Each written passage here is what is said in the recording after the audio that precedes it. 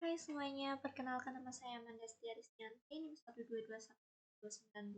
Di video kali ini pada pertemuan ke-13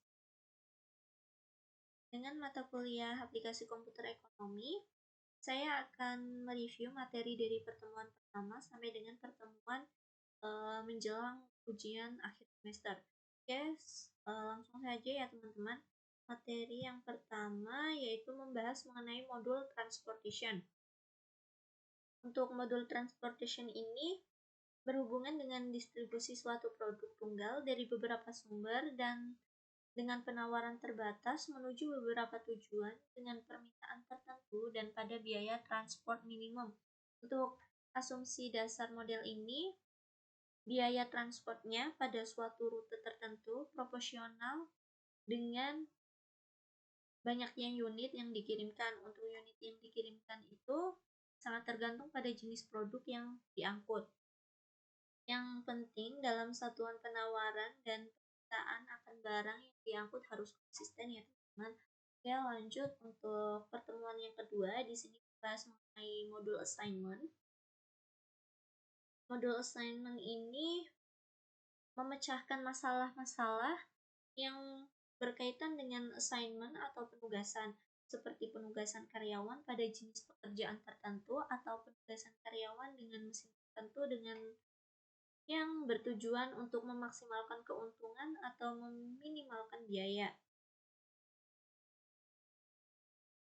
Untuk contohnya sendiri yaitu penugasan karyawan dengan mesin tertentu atau dengan tujuan untuk memaksimalkan keuntungan. Oke, lanjut untuk pertemuan ketiga yaitu membahas mengenai BEP ya teman-teman. BEP itu break even point. Dalam modul ini, titik keseimbangannya dari hasil pendapatan dan modal yang dikeluarkan, sehingga tidak terjadi kerugian ataupun keuntungan. Untuk total keuntungan dan kerugian yang dihasilkan pada posisi 0, titik break-even point-nya dapat diartikan bahwa di titik ini perusahaan tidak mengalami kerugian ataupun keuntungan. Oke, untuk materi pertemuan keempat yaitu membahas mengenai integer programming. Untuk modul integer programming di sini digunakan untuk memecahkan masalah yang berkaitan dengan penggunaan sumber daya untuk menghasilkan keuntungan yang maksimal dengan hasil akhir bilangan bulat. Untuk integer programming ini sebenarnya hampir sama dengan modul linear programming. Bedanya bahwa hasil dalam perhitungan untuk menemukan solusi optimal harus bilangan bulat atau integer. Oke, untuk materi yang kelima yaitu mengenai location dan inventory.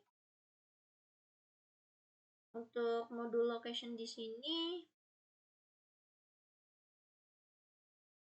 memilih lokasi usaha yang sesuai dan diperlukan di beberapa alternatif dengan beberapa kriteria tertentu sesuai jenis usahanya ya teman-teman.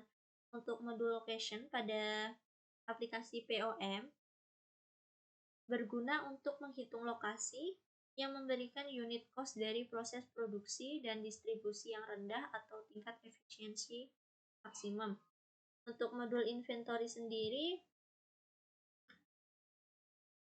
yaitu modul ini dapat memecahkan kasus yang berhubungan dengan persediaan barang untuk proses produksi dan biaya produksi dalam kaitannya dengan permintaan pelanggan terhadap suatu produk dan menyangkut biaya perawatan stok barang di gudang.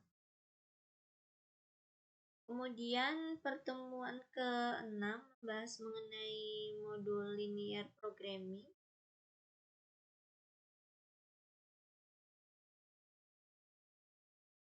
Untuk modul linear programming ini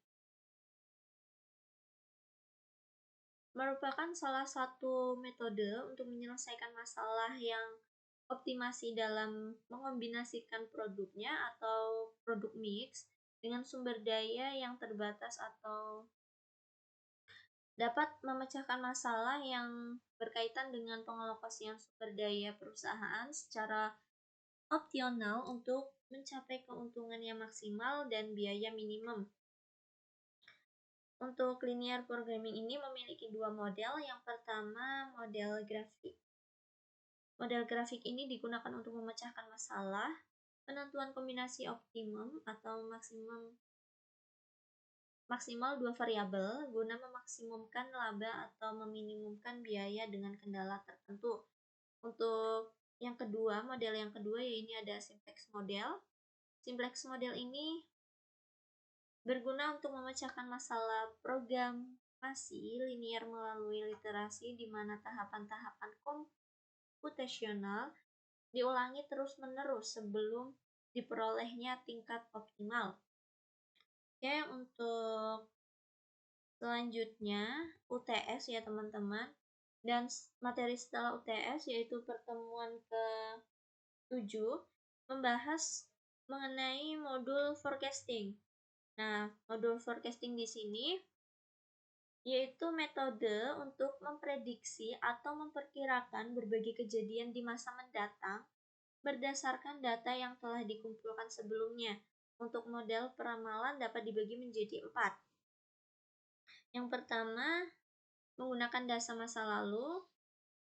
Yang kedua, untuk situasi di mana satu variabel. Yang ketiga, memungkinkan kita untuk menciptakan perkiraan yang diberikan model regresi tertentu. Dan yang keempat, memungkinkan kita untuk menghitung kesalahan yang diberikan tuntunan dan perakiraan, yang bertujuan untuk menghitung metode peramalan formal yang dapat digunakan dalam meramalkan permintaan sebagai dasar bagi perencanaan dan pengambilan keputusan. Oke, untuk pertemuan ke-8 membahas mengenai forecasting. Ini untuk latihannya. Dan untuk pertemuan ke-9 membahas mengenai modul network. Nah, untuk network sendiri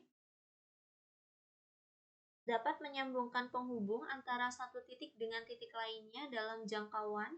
Ada 3 macam network. Yang pertama minimal spanning tree, yang kedua maximal flow, dan ketiga short source road.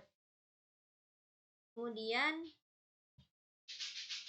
pertemuan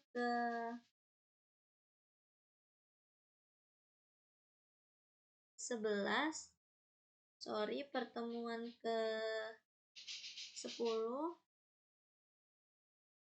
yaitu membahas mengenai modul project management. Nah, di modul project management ini memperkirakan jangka waktu proyek dan menentukan aktivitas proyek mana yang bersifat kritis.